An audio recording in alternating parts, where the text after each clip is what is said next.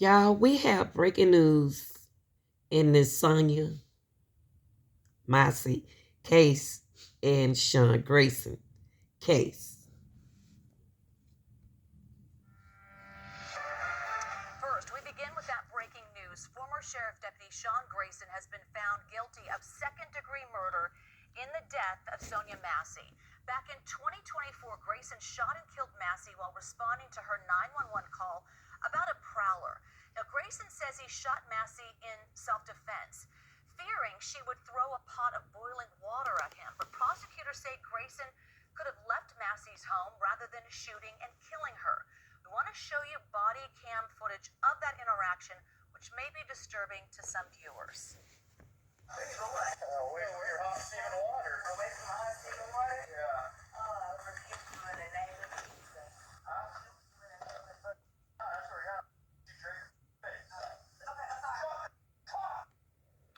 All right, we want to go live to Jerika Duncan outside of the courthouse in Peoria, Illinois. Jerika, you were there when the verdict was read.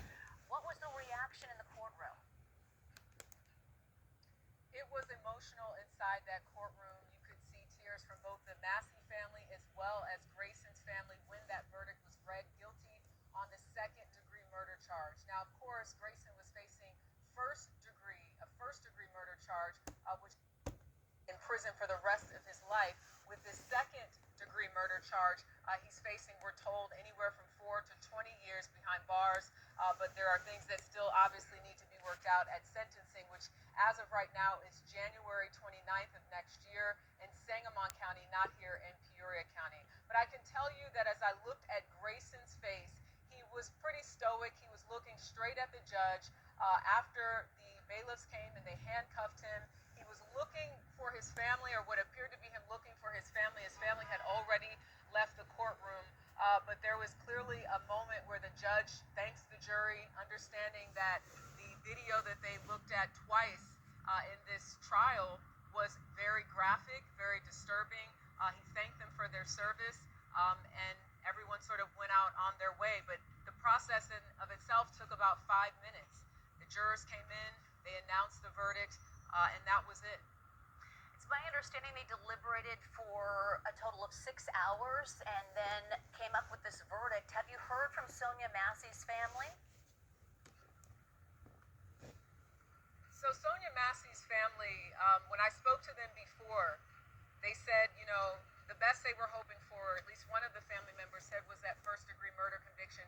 They understood that second-degree murder was on the table, but of course they did not want Grayson to be acquitted on all charges. So they said they had mixed feelings going in. I have not gotten a chance to speak to them just yet. We ran right outside of this courthouse to set up to obviously bring you this breaking news. But I can tell you, having met with this family almost a year ago, that it's been very challenging for them. It's something that they can't shake. They will always sort of be attached to this graphic video that has been seen around the world. I was listening to Sonya Massey's, I think she's 16, I know she said she's in the 10th grade, 15 or 16-year-old daughter, just speak about how much she missed her mom, and how her life has changed drastically as a result, because she's the girl who, your mom was killed by that police officer. So I think the family, I can't imagine what they've been through. And then when I think about Sean Grayson's family, I was actually sitting behind them yesterday for closing arguments, and it was clear that they've been torn apart by this too. When the defense was talking about how Sean Grayson was justified in what he did and he followed policy by the Sangamon County Sheriff's Office, you could see family members of his looking at the jurors kind of in that direction and shaking their head, almost to say, yes, you see, like, he did what he was supposed to do. He didn't do anything wrong. When the defense attorney mentioned that it was Sonya Massey who sort of escalated the situation, were the words that the defense attorney used, you could see, again, Grayson's family shaking their head like, yes, if there wasn't a pot involved, and I guess in their opinion, their family member, Sean Grayson, did not feel threatened, none of this would have happened. But of course, the prosecution sees this completely different, and said that this has to do with someone who, in the words of the prosecutor, was a bully, they said, who didn't like not being in control, and did not respond the way that he should have in a case like that. So you have families that have obviously been torn this tragedy. But there will be a sentencing, which is the next step in this. We don't know yet if there's any plans to appeal this verdict, which sometimes you see, but there will be a sentencing in January. Jerika Duncan, thank you for your observations. Appreciate it. We want to bring in CBS News senior crime and public safety producer Anna Schechter. Anna, let's talk about this. Grayson not guilty of first-degree murder, but guilty of second-degree murder. So what does that verdict tell you? Well, it tells me that the jury was convinced by Sean Grayson's testimony on the stand that he felt threatened by that pot of boiling water, that they thought that was a mitigating factor. We all watched that body cam footage. We all saw him pull the trigger and shoot her and cause her death. But the question at hand was, there a reasonable impression on his part that he was in danger? And so to me, this second-degree murder charge with a sentencing guideline that caps at 20 years instead of that life, to me, this means that the jury was convinced that he did feel threatened and convinced enough that they brought that charge down to the second-degree murder. Grayson testified, as you mentioned. Do you think that helped him?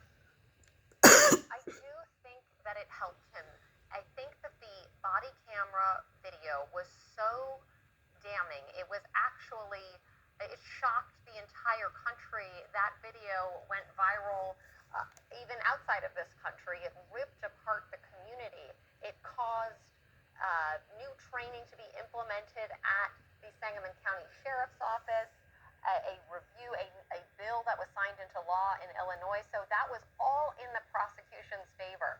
So him taking the stand and testifying to his state of mind, even if he didn't do a perfect job, at one point he started talking about using a taser, and he thought that the taser darts might not get through her clothing, and that's why he fired the gun.